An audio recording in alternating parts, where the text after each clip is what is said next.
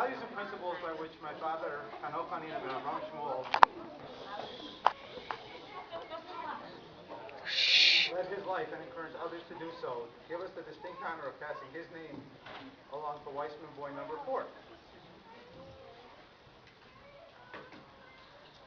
He was, in every sense of the word, selfless, always putting others' needs before his own. He was extremely mofal and covet, always preferring to be out of the spotlight.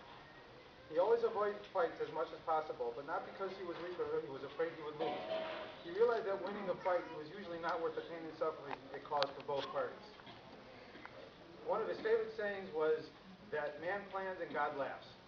Our experience with this newest addition to our family proves just how true that statement really is. We had all our plans, we were all set and ready for the baby in May summer plans to follow, when suddenly an emergency C-section had to be performed. Both Tanya and the baby were in severe distress, and it was, as the doctor said, a miracle that both survived. As deference to both God and his plans, and as recognition of the miracles that have occurred, we added the name Daniel because it was God's judgment that this was the right time for this young boy to join us. Just as both Daniel and my father were of humble spirit, it is our hope and prayer that we will be able to instill that and all the many other positive traits of these giant role models, the ones that led him being called Ish Hamudos, greatly beloved man, in Dani and in his brothers. To all the friends and family that have helped us in all the many different ways during this tumultuous time in our lives, your kindness is greatly appreciated. While it is our fervent prayer for everything to go well for all of us, we only hope to be able to reciprocate when any of you needs the help that we can offer, and we mean it. While there are many to thank, a few deserve special recognition. To my mother and grandmother in general, but for also making this arduous trip, to mom and dad, Doda for being Doda, to Aunt Hinda and her family, to Aryeh, Eitan, and Noam for being the best big brothers, and to Tanya who made this all possible and, well, necessary.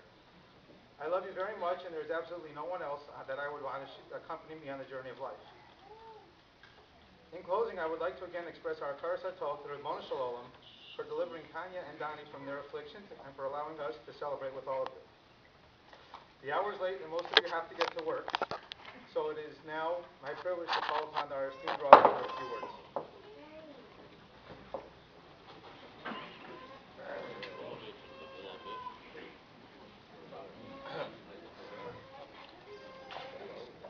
Just like to say or add one short thought. It's machlekes, but according to most places today is Pesach Sheni. And Pesach Sheni in essence really means a second chance. And I think as the Aviyah Ben just mentioned, this new member of Klal Yisrael, this newest member of Klal Yisrael, in a way was given a second chance. And we don't know the cheshbonis that took place lamalo. We don't know who was pulling strings. We don't know who was pleading. We don't know who was davening. We only get a little glimpse of what's going on down here. We don't know what's happening upstairs. And someone decided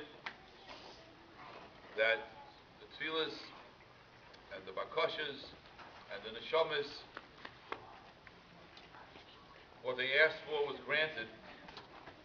And now we celebrate a bris on Yud Dalet, which is the day of second chances. And the second chances only come about when people really ask for them.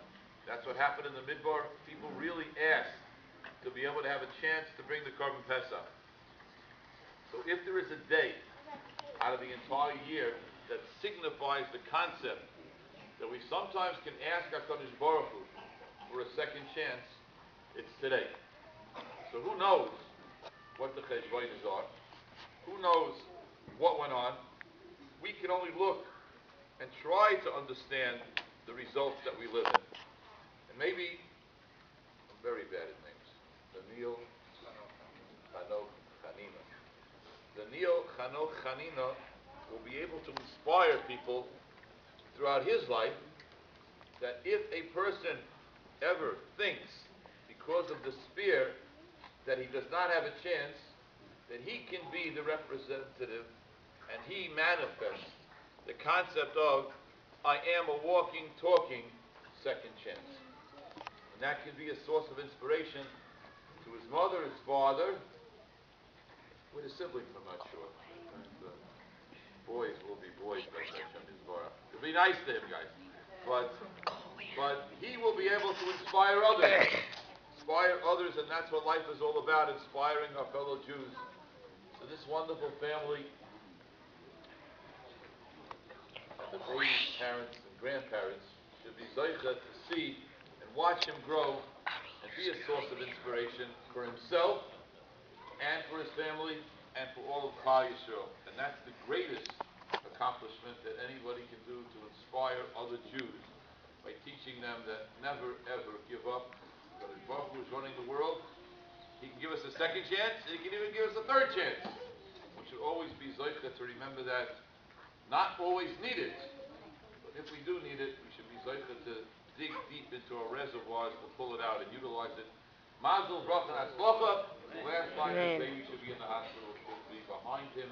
He should only have a life of nachas, simchas, and gizut. Amen.